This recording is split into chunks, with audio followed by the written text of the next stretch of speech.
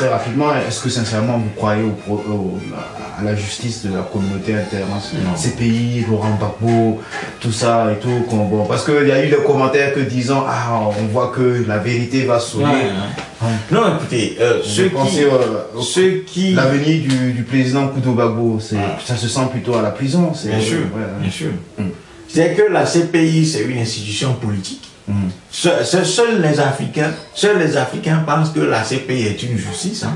C'est-à-dire que dans l'histoire du monde, c'est seuls les Africains qui pensent que la Cour pénale internationale est une justice. Bon, parce que les Africains se contentent de voir le décor. Bon.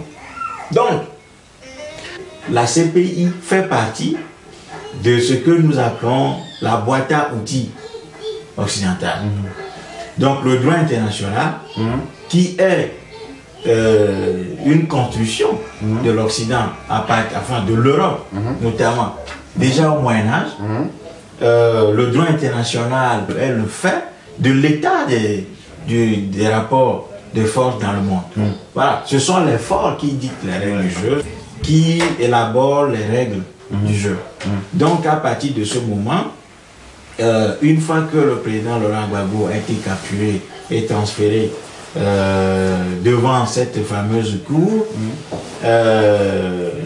il est inévitablement condamné.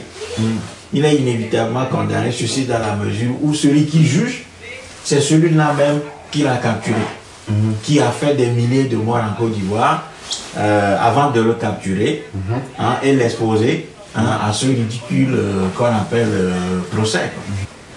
Et aussi, tant que Alassane Ouattara sera au pouvoir, c'est d'une logique implacable qu'on ne puisse pas libérer le président Gbagbo.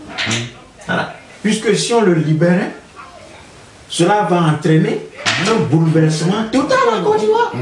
Donc pour ces raisons politiques, le président Laurent Gbagbo ne sera pas libéré. C'est cruel.